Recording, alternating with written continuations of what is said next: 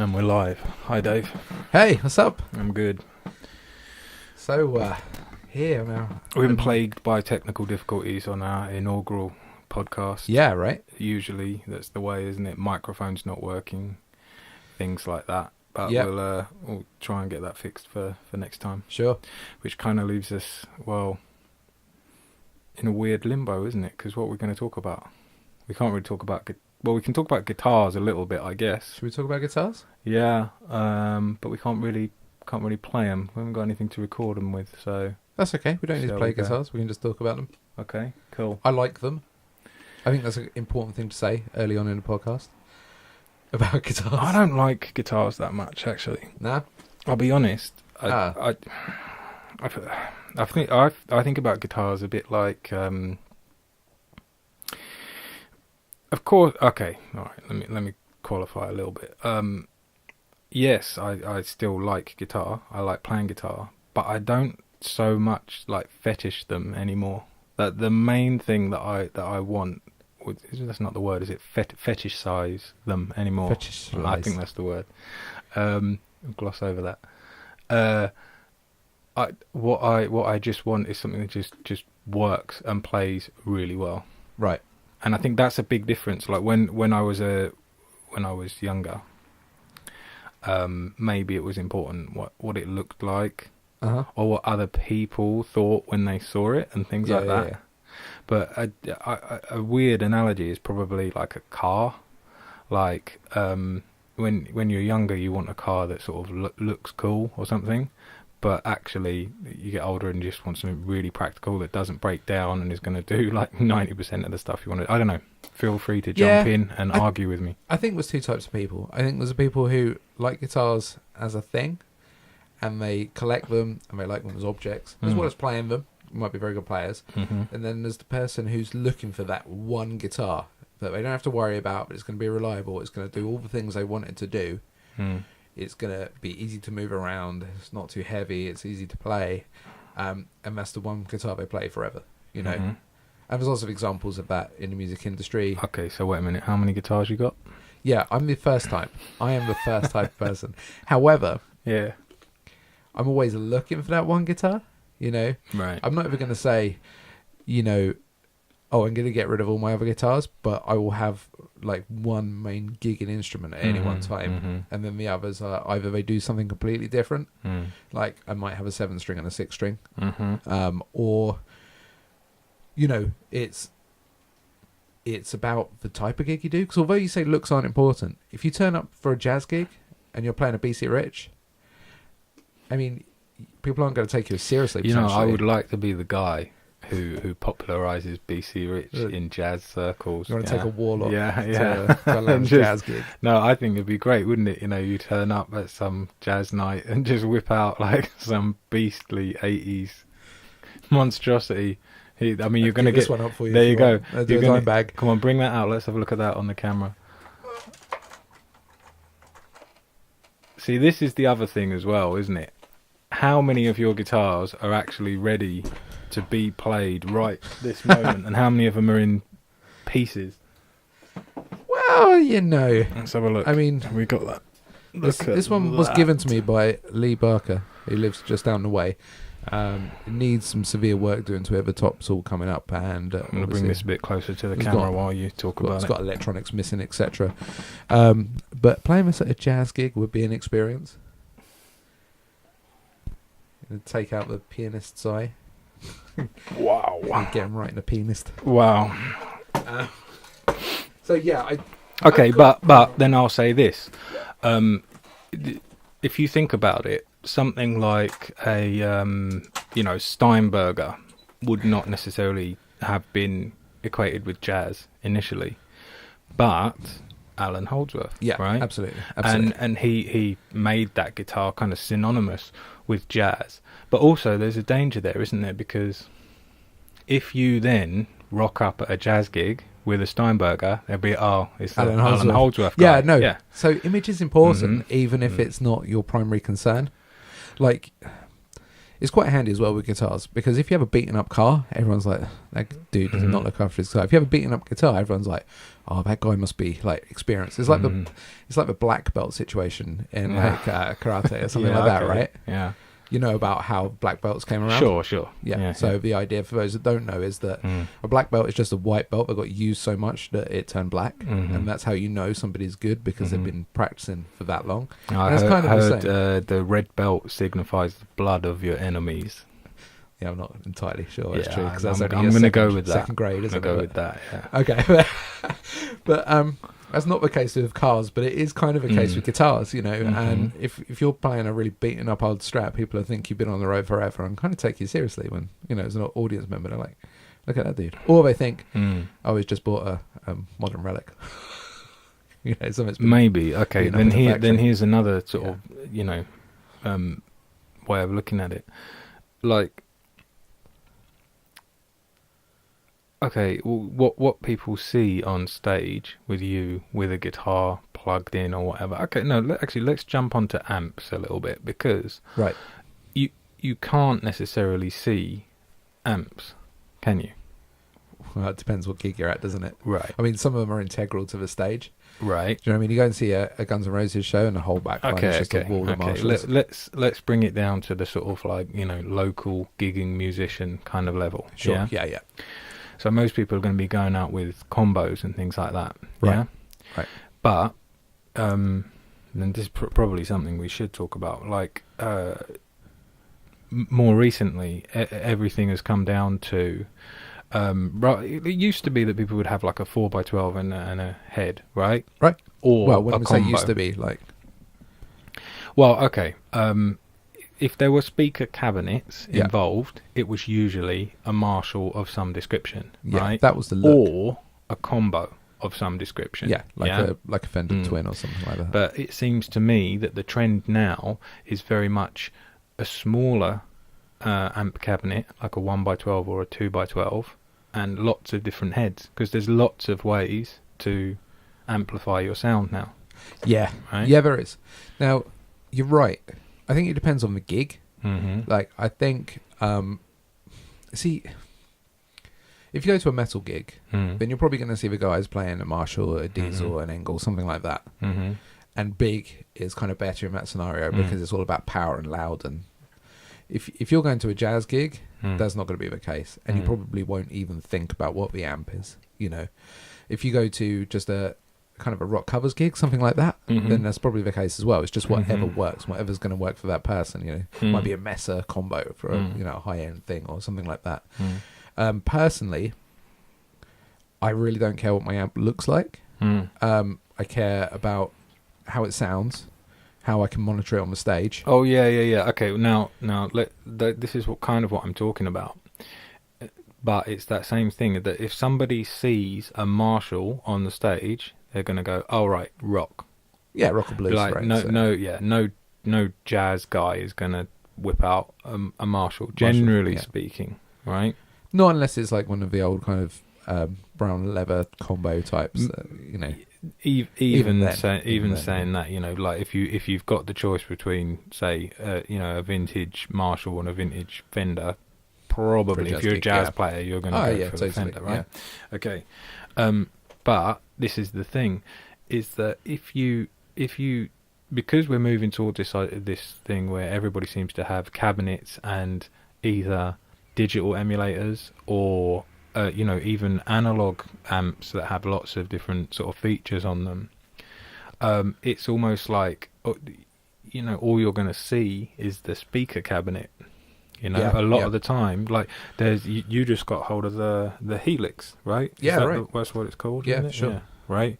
So basically, that's like sort of an Uber kind of processor, isn't it? Like very clever and like lots of different engines and different sounds that you can get out of it. Running that into some kind of power amp, pushing probably a 1x12 for most gigs, right? This is where I'm at the moment. For various medical reasons, I can't lift a great deal of weight, so I'm not going to be lugging around a 4x12 when I go to gigs or anything. So I need something that's light, it's easily to transport, and also I don't want to be making loads of journeys. Do you know what I mean? So I want to be able to just pick up all my gear for a gig in one trip from a car, from Right. because I invariably. mean, actually, it's funny you should say that because for me, it's for various lazy reasons. Yeah, no, I understand I that. have the same, same issue. Yeah. I don't particularly have the medical concerns, but for various lazy reasons, I want the absolute smallest, lightest, easiest to carry rig I can Yeah, get right. hold of. So, but I feel like that's become somewhat of an obsession to see how small I can get my rig Yep. and still do everything I really need it to do and for it to sound me absolute Mhm. nuts. And I know there's a lot of debate at the moment about whether modelling amps like the Helix or the Axe FX Mm-hmm. or the Kemper, whether they actually sound as good as a a proper true valve amp. Especially, as most of the stuff I play is rock or metal. In those scenarios, people are going to ask, is that really going to sound as good? I think that's a big debate. Mm-hmm. Personally, in the mix, when you're playing live, it's as good as damn it Mm-hmm. for the people in the audience. Mm-hmm. The good thing you've got about that setup is it's really flexible. You can run straight into the PA, Mm-hmm. so you don't even need a backline if you don't want. You can just have it coming out through the monitors Mhm. if you're at a good venue. Mm-hmm. Or you can run just a small speaker backline for that as well. Well, this is the other thing, isn't it? Is that a lot of, I mean, I've seen different things with this, but a lot of the kind of top end players now, they don't even have amps and cabinets on stage anymore. Or if they do, it's largely just to give them a scrotum massage and just make their pants Well, I think this is the blow main, in the breeze. This is the main argument. Mhm. Is that okay? Recorded, might not be able to tell the difference. Mm. In a small room, you might not be able to tell the difference. In the mix for the audience, you might not be able to tell the difference. But the main difference is that the backline, you're not going to get that kind of connection with what you're Mhm. playing unless Mhm. you've got the pant flapping 4x12 behind you. Well, I saw an interview with John McLaughlin, and he is running. Or well, the last thing I saw, it was a couple of years ago now, but he talked about this. He said, yes, it is a bit more fun to have a speaker on stage, but it's a better sound for the audience if everything runs straight off to the front of house engineer and to the to the sound engineers, so that they can get a good mix for the audience to listen to. So, which is sort of, that's typical John McLaughlin kind of stuff. He's working on a whole higher spiritual plane rather than like what he wants out of the sound. It's like, it's better for the audience. So he's just a very giving kind of player. Also, but he's not the only one. Yeah. King Crimson, whatever sort of incarnation they're at now. And again, these are players who have always been associated with new technology. They're like all through the 60s, 70s, 80s. All these guys have always been on the cutting edge, for good or for bad, right? Right. And I think that the last time I saw anything about King Crimson, it was all just processors, and there was very little in the way of backline. There's monitoring, of course. Yeah. But then again, look at monitoring, because a lot of that tends to come in terms of like in-ear monitoring and things like that. Absolutely. Right? Yeah. So maybe you can sort of boycott the amp and the speaker altogether. I don't know. Maybe you can. I mean, there's people doing that now. Just having in-ear monitors. You got to have some monitoring for the rest of the band, of course. They've got to hear what you're doing. And it comes down to the venue. If you're playing a pub gig and you turn up with just a cable out to the PA and an in-ear monitor for yourself, that's just not going to work. Mm-hmm. But if you're at a stadium gig, that's spot on what you need. So you got to make sure that what you're playing is right for the gig you're doing. You know what? Also, I think it's really worth looking at this is the whatever technology you've got, whatever awesome amp you've got. You should be able to get a pretty passable sound out of a functioning guitar and a functioning amp. So in no way am I saying like you couldn't use a Marshall for a jazz gig. Of course you could. I have used like what wouldn't be like the first choice amp for various gigs, right? I guess what I'm saying is don't forget that so much of what's perceived as like tone, it's not really coming from the processor. It's not coming from anything. I mean, I'm a very old-fashioned sort of player, as you know. Like I tend to get all of my I don't switch channels. I don't use effects. I'll dial in a really good kind of lead sound. Well, I'll dial in a good rhythm sound with a little bit of reverb, And if I want to clean that up, I'll use the volume knob on the guitar. And then if I need to boost that for a solo, I'll have just a boost pedal, literally just to either EQ it or push it up a couple of dB. Cool. But the whole point is just trying to get one good sound for the venue, Right. you know. And if you haven't got the ears to be able to do that, if you haven't, you know, if you can't, what I mean is I've heard lots of players, right, who've got loads of money, and they've got lots of clever gear and everything, and actually it just muddies the waters. It doesn't necessarily make for a better gig or a better sound for the audience or a better sound for the band. If you can't dial in one really good sound that you can kind of use as your benchmark, then that's a bit silly. And there's so many bands as well that they don't know how to monitor either.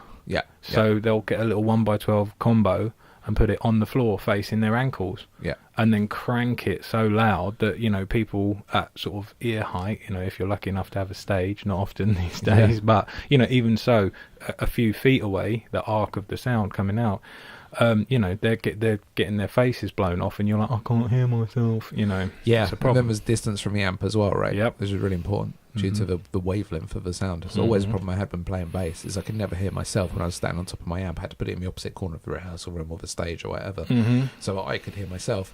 And that's just due to the bass wavelengths particularly being a longer than bass is a whole other beast, though, because I mean, for bass, I'll do things like, you know, step 1 foot to the right and try listening from there, or do you know what I mean? Like, it really is, it makes a huge difference. Guitar, not so much. Those kind of mid frequencies, yes, there's going to be a nice position for you to stand, but bass, definitely, it's a really big thing. Which I think this is why a lot of the guys use like the 2x10s or 4x10s, because it's a more focused, it's you know, obviously they need the 15 for the bass end, but you get the top end from the smaller speakers, I think, and then you can kind of get a flatter kind of sound. I could be wrong, but that's what this takes us back to the 4x12 argument. You know, if you've got a 4x12 angle cab, you've got two of those speakers pointing right up at your face, which is going to make it a better monitoring experience anyway. And the trouble we've got with a 1x12 is it's always going to sit low unless you have it on some kind of amp stand or something like that. I mean, you're talking about carrying more stuff, but it is worth, you know, at least angling it up when you're playing. You know, like the little, I've got a little cub, Laney cub amp, and that's got a little doodad on the bottom. You just flip up and it automatically angles it, just like a little kickstand. You know, that makes a hell of a difference, you know, when you're rehearsing with that. By the way, really cool little amp if you just want to, you know, take it to rehearsal and stuff, easily loud enough to gig and things like that. The Cub, yeah, we've both got that one. I do like the Laney Cub, but it depends on the gig. Like it's not a one-stop amp really for me, because although it fits closer to what I want to do on amps, which is just sort of dial in a good sound and just stick with that single channel amp. It hasn't got enough gain on it for my tastes, so it needs a little bit of a it does need a gain pedal boost. It needs a tube screamer or something in front of it.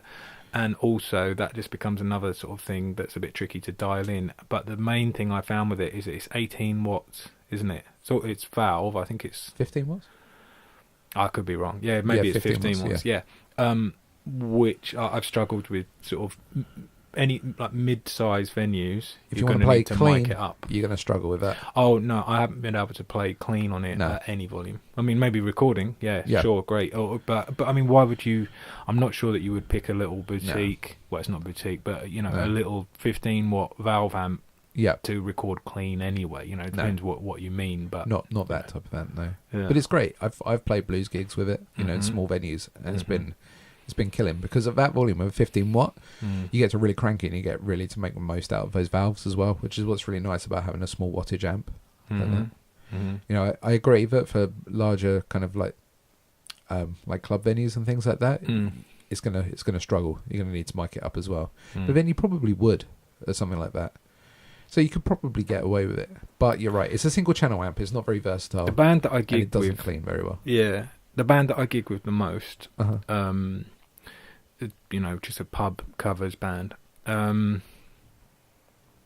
I've tried a few things, and that's kind of the nice thing. They're solid musicians, so they don't mind if I sort of like, you know, change up the sound and all that kind of stuff. They're not very precious, and you got to watch that as well, because that's another thing, is that people will be like, oh no, I can't play. It's not my guitar. It's not my amp or whatever. You know, I say you should be able to get up and play on pretty much anything. Do you know what I mean? Yeah. Unless you're talking about a guitar that's got action, you can put your fingers underneath. Well, yeah, sure. I know there's sort of degrees of that, but generally speaking, I don't think it's good to be precious about these kind of things, because let's face it, yes, you can get this perfect bedroom tone, and then you go and step into one venue, and you're in the corner of a tiny room, and then you step into another venue, and it's a tent.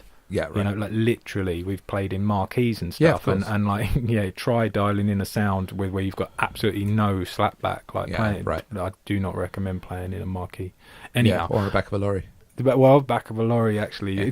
Funnily enough, on the back of the lorry, you've got a bit of a stage, so you get like a little bit of something comes back at you. But again, it's canvas. Yeah, the ones that we've played on canvas all around. Anyway, was it moving? No. Okay, I've done that before. I played bass for a jazz band. I was on a float. Wow. It was quite extreme. Were you strapped in? No, this is the thing. It was a bit crazy. We had was it again like 7 or 8 piece 50, band. 60 miles an hour? Yeah. Yeah, about that. No, man. It was just like trundling around on a what do you call those things? We don't have them anymore. It used to be a thing where carnival. Yeah. Right. Yeah. No, you don't have carnivals in the UK anymore. You're not allowed what's to have that all fun. about? You're not allowed to have fun. It's been it's you austerity. Can't close the isn't it? roads down for a day, can you? It's not a thing. Well, it's austerity. We're not allowed to have fun. There's limits on it. All right. Yeah. Let's not stray into politics. Anyway, this is not the politics podcast. So anyhow, yeah. So what's your gig in rig at the moment?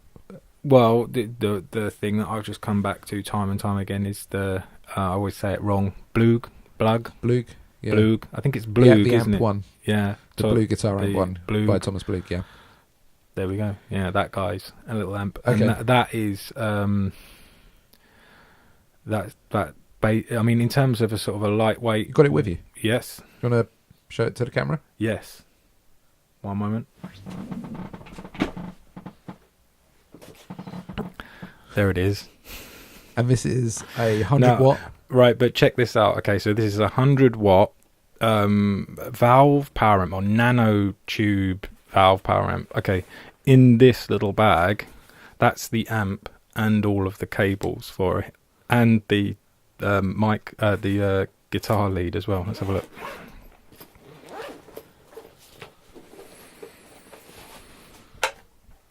So that's the unit, and you can see it's just going by my hand. It's not much bigger than a little multi-effects pedal. And yeah, and still in the bag there's room for all the cables. So there's a speaker cable, kettle lead, and 1/4-inch jack. Wicked. So this is a 3-channel amp, right? 2.5. Yeah, yeah. No, I mean, it's 2-channel, isn't it? But it does a few things, right? I mean, yeah. Okay. On quick review then. Maybe we'll plug this in and play it a little bit as well. You've got basically it's all modelled on all of the amps that you would want. So the clean sounds are closer to Fender. I dare say. Yeah, I agree. The dirty sounds are closer to Marshall.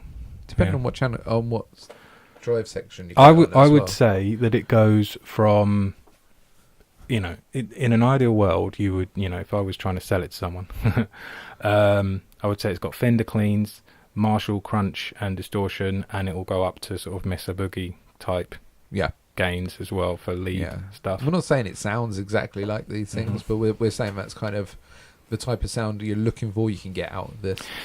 This is why I like it. This and a 1x12. What you running at the moment? Vintage 30 in that, or is it PV speaker? It's a Laney speaker. Laney in there at the speaker. moment. It's. I've never had a problem. You had this one before, and you said you had problems with monitoring. This is an ongoing discussion for us. I bought one of it. Who bought one first? I think you did. Was it me? Mm-hmm. Anyway, bought one first, and it was pretty badass. But then I played a gig with a death metal band, and it really didn't Stop cut you it. there.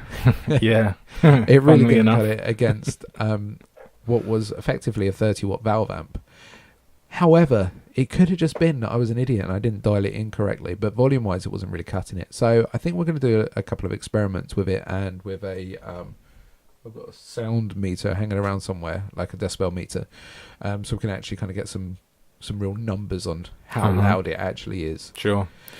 I mean, like I say, like this one has seen me through pretty much everything. So say the gig on the back of the truck. Yeah. That was, I was pushing a 2x12, but literally it's this amp, and another guitar player sat in and played through my setup. So I actually got to go sit out in the audience and listen. And I would say it was probably running at about 60% of what it can do, and it was just killing. And this is over and you're getting crystal cleans on that as well still? I don't know. I don't know if you're going to be like getting like shimmering Roland Cube kind of cleans, but I don't really go for that kind of stuff anyway. But yeah. It's just basically that's what I use. So with this, you've got your clean channel, then you've got your overdrive channel, and you've got a boost on top of that, right? Yeah, it's clean, and then you can. I mean, there's a few different ways you can do it. You used it a bit more than me. I've never got it. You can actually program it so you can have presets and you can do channels, but that's above my pay grade. I don't do that stuff. The way I use it is it'll have the kind of clean Fender sound, which you can dial in. You can stomp onto the other channel, which will be like a sort of a crunchy Marshall sound, and then you can boost that, and you've got your lead. Yeah, and that's almost like a tube screamer that sits there as a boost pedal inside it, and you can set that on the side, right? You can, levels, It's got all of these. You can do a lot with it. It's as a one-stop little amp, I just keep coming back to it. Sure. And again, like the Cub, for example, is nice and handy because it's just a combo. You can just dump it there, but it's a bit limited because what I'm saying is with this one, you don't have to put anything in front of it or behind it. It's got enough options. So you just run straight into this, straight out to a 1x12, and that's your rig. Yeah, you need a guitar as well. Oh, really? You use a guitar? Yeah. Oh, okay. Basically, guitar, Blue amp 1 into a 1x12. I mean, it's not a cheap unit. It was about 500 quid about that one. A bit more than that, I think, 550, something like that. But it's also not a toy. It's a very well thought out, very clever amp, and Thomas Blug is a bit of a mad scientist. He really is. Not just for tech, for tone as well. He's a player. He's a player. Yeah. He's not a, he's not. Of course, he's a top-notch amp designer, but he's also a gigging session musician, and he uses it all the time. There's only a few guys who, guys and girls, I should say, who are using this. Jennifer Batten. Sure. Big names who can have any amp they want. Jennifer Batten and Uli John Roth are the two that jump out, and then there's Thomas Blug. Yeah. And I've seen Jennifer Batten rock up on stage and just plug one of these in. Yeah. That's pretty sweet. Yeah. I mean, and what's more as well is it's very, very malleable. Like the tone controls. Yeah, the tone control's good. So like you can, for example, I haven't really used it with a 4x12, but 2x12, 1x12. Vintage 30, 1x12. It'll push most anything, and you can dial it for the speaker. And it comes with a proprietary. I don't think you can see it, but it's sitting right on top of one. The blue cab down here, that you might be able to see. We'll pull it out and show you. Hey, I'm going to grab it. It's here. You can see it. Yeah, you can see it just about. Yeah. So this is the nano cab. Yeah. And it's a bit confusing. You can't really get for scale. Grab a guitar. So this is a sort of standard size SG. And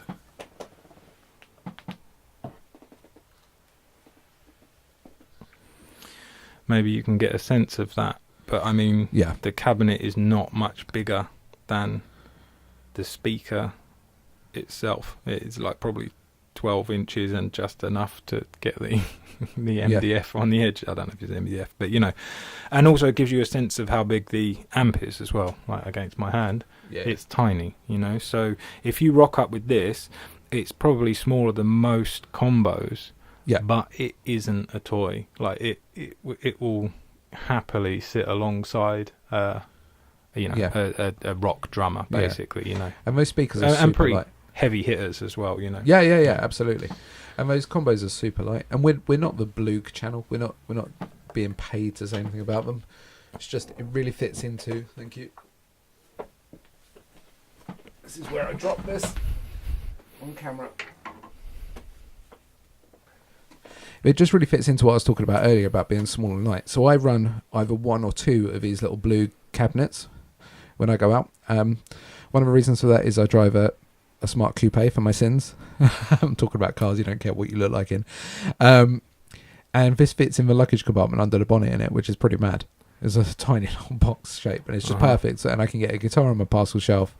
And then, hopefully, I'm looking for an amp, you see. This is kind of what I've been wanting to talk about today, is that I've got the Helix, as we said earlier, and I'm happy with the tones I'm getting out of that on headphones and running into various power amps. But I'm really looking for a really diddy power amp that I can take along. The Blue, for me, is probably going to do a bit too much. It seems a bit overkill. So I just want something I can either sit on top of the cab or sit next to the Helix or sit in the cab even, and I can just it will just give me good clean sound. Loud. Well, the Blue would be overkill because you're not using it for sounds, and I'm not sure if it would stay. It's not really designed to stay super. Although it's fine, you can put pedals in front of it. It's not designed to stay super clean like a power amp, so that you can get your tone from the processor, from the pedals. You know, it's a different thing. So you bought this little. I did. Beast. I bought a couple of things. I bought an ISP Stealth Pro power amp for guitar, and I bought this Moore Baby Bomb over the Christmas period to try them out. And you might notice we're not showing you the Stealth ISP, the ISP Stealth rather. Where's that? That's gone back to the shop. Last week, me and Ian sat down and we got just a couple of these 1x12s, and we plugged both amps in with the Helix, and we blasted them out. And although this Baby Bomb is rated at 30 watts, it was considerably louder in the room than that ISP Stealth, right? Again, right, we're not getting any money from anybody to say anything. But that we're open to it. That Stealth amp, I didn't really understand. It was almost like it was broken. I know that sounds a little bit. I mean, maybe it was. Yeah. You know, Stealth, if you're listening, I mean, ISP, if you're listening, send us another one. You know, we'll happily put it against it again. But I mean, it was it 100 and something watts? Right? Yeah, it's supposed to be 180 watts. Yeah, but that's depending on your ohmage and your input and things like that as well. Yeah, so. But I mean, we had the same guitar, same speaker, same processor, and we run the two cabs both in series and parallel to get the different ohmage ratings out of it, and we also run it in stereo as well because the Pro is a stereo amp. But running it as stereo instead of bridge does bring the wattage down. I think it was 90 watt it was rated then at that stage. But this little thing really killed it. Yeah, I mean, we're going to have to do a proper test. We'll do a test. We'll do a test and we'll upload it as well. Yeah, maybe at least these two side by side and maybe give that other one a chance. But absolutely. But I mean, it was just, you didn't have to pull out the decibel meter to just hear straight away, like, that's not going to cut it, you know? Yeah. Like, it's no good. Like, maybe it would have gone loud enough to practice with a band, but that's not the same thing. No. Like, you need lots more headroom than that, just in case you need to crank it a little bit more, or in case you just want the headroom, you know. Will the Baby Bomb do that? Will the Baby Bomb be giggable? Will it be as loud as the Blue? I have my doubts. I know. I think it will be probably close, maybe, but I don't know. So here's a development. I've ordered another amp. I've ordered myself a Seymour Duncan Power Stage 170. Right. Did some looking around, looked at some reviews and stuff, and it seems like that's a pretty good guy as a power amp. I like the fact it has got basic tone controls on it as well, so you can easily EQ for the room without messing around with the helix. Okay. And it's about, is this big? Mm-hmm. It's big. Sorry, what did you say the wattage is? 170. Okay. Now, I saw a video online. I'm really sorry, I can't remember the guy's name, but I can put a link to it below this video. And a guy plugged that in, and also the Power Stage 700, the Seymour Duncan 700 watt guitar power amp. Okay. And he used a decibel meter for it, and he only got 4 or 5 dB more out of the 700 watt than he did out of the 170, which is interesting, right? Yeah, it is interesting, but I'm not going to pretend to understand this stuff because because to be quite honest, like the difference between 50 watts and 100 watts is not what people imagine, right? Exactly. Yeah, everybody imagines it's double. It's not. It's not how it works, and that's not how it works with decibels either. Right. 4 or 5 decibels, because I believe the 170 went up to 119 decibels, and the 700 went up to 124. Okay, well, I think it was just today actually. I think I read something like a gunshot by the side of your ear is 140 decibels. Oh shit! Okay. And that's permanent hearing damage. Yeah, cool. And I think a drummer like hitting pretty hard in a rehearsal room is about 110. Right. Cymbals and all. So somewhere between 110 and 140 is where you're going to. Yeah, it's where we're aiming for, right? Mess yourself up forever. Yeah, so we want to be just this side of permanent hearing damage, but we've got to be louder than the drummer. Let's make this really, really clear.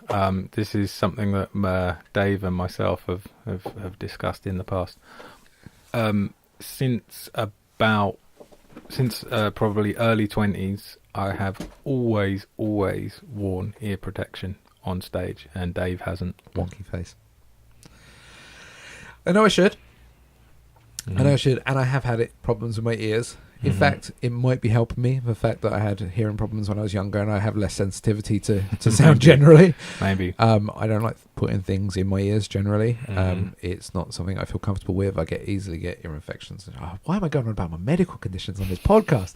You don't need to know about the medical conditions podcast. We'll do that as a sidebar. Medical conditions and how they stop you really playing anyway, guitar. Point being, I feel bad about it. I know I should be doing it. I'm kind of in the minority here because, all the bands that I play with, it's only myself and the drummer, one of the drummers, who always wear ear protection. Yeah. I know it's and this is people don't realise that your ears work just like your eyes, and if you're constantly focusing, just like staring at a computer screen all day is going to mess up your eyesight. That's just a given, right? It's the same thing with your ears. Your ears work just like that's a nice squeaky brake going past there. Why is it someone's fan belt? I can hear that. Okay. Anyhow, point in case.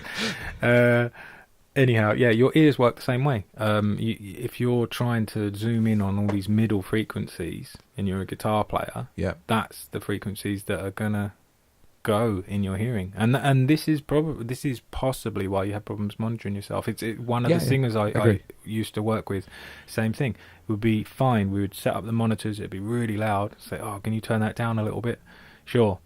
And then after half an hour, I can't hear myself. Can you turn it up?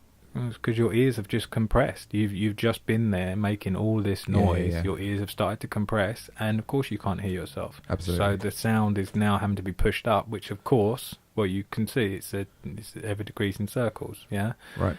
If anything, if you can't hear yourself, it sounds counterintuitive, but that's probably the point at which you should start to turn down or EQ, not turn up. Make it louder. It depends on the situation, but generally does, speaking, I agree. You have to be careful with this stuff. Yeah, I agree. And I got 2 sets of plugs for Christmas. Okay. So I'm planning on using them. Oh, earplugs. Right, Earplugs. gotcha. Not power plugs. 2 sets of earplugs for Christmas. One set can also be used as in-ear monitoring as well. So that's something else that I'm going to be thinking about. Even though I hate putting things in my ears, we'll see how it goes. No. Yeah. So those little pine cone ones. I mean, you can get used to anything. The little pine cone ones, which you can sort of attenuate just literally by how much of it you put in your ear. You can just get used to that stuff. And now I don't feel comfortable on a stage unless I have them in. Yeah. Well, as well, I think there's this misunderstanding about earplugs, which I have understood, even though I've decided not to use them, is that you're not going to hear less with them in necessarily. You're not going to need to turn your amp up to compensate for the fact that you're wearing earplugs, because they're filtered so that only certain frequencies are going to get through, and certain frequencies are going to be the best ones, the actual expensive ones. Yeah. It's just a cut in volume. It's not going to affect frequency at all. I don't know if that works in practice, but like I say, the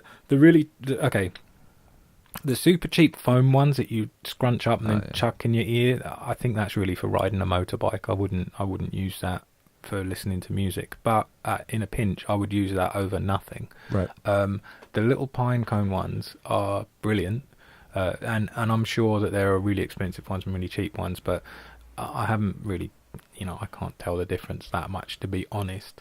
And it's just, I can go and do like a 2-hour gig or something, walk off stage, and there's none of that. No tinnitus, no. Yeah. It's a real problem. Disease. Yeah. Excuse me. Yeah. Anyhow, cool. Anyway, that's what we're talking about. We're talking about I Want to Be Loud. So the power stage is due to turn up today. Wow. So that's quite exciting. So we can put that into the comparison as well. But it's a mono amp. The other thing I was thinking of doing was running 2 of those Moore pedals in stereo. Right. 1 to each speaker out of the stereo output of the Helix. Yeah. That could be a thing. I mean, I know it's not quite as simple as effectively doubling the volume, but, we'll certainly give more sound in the room. Yeah, so that's my plan. So we'll put a link up to the video as well, and we'll do some comparisons, and you can let us know what you think. All right. Cool. Which actually brings me to a point. Yeah. Right. I don't want this podcast to be like a we know it all and you're here to listen to us because we're going to tell you everything we know and blah, blah, blah. I want it to be like a conversation. There's no danger of that. No, I know. Nobody's going to believe that we know everything. Especially when it comes to amps. I mean, the amount of confusion I get over... Okay, perhaps this should go at the beginning, not at the end. But what we've found is that we end up having the same conversation over and over about speakers, about wattage, about valve versus transistor, about which preamp, which guitar, which pickup, whatever. Sure.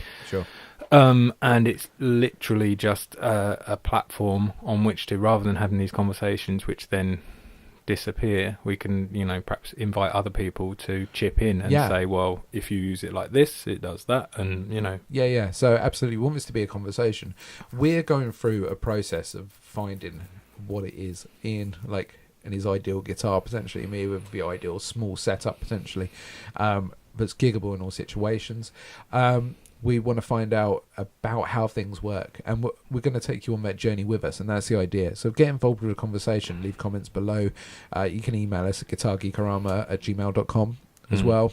We'll monitor messages there, and just kind of chat. If there's stuff you want us to test, we'll try and test those out for you. What are we going to do with this? Sorry, I'm booming a bit. What are we going to do with this? Because I was thinking, although it would be clumsy and clunky, perhaps we could just insert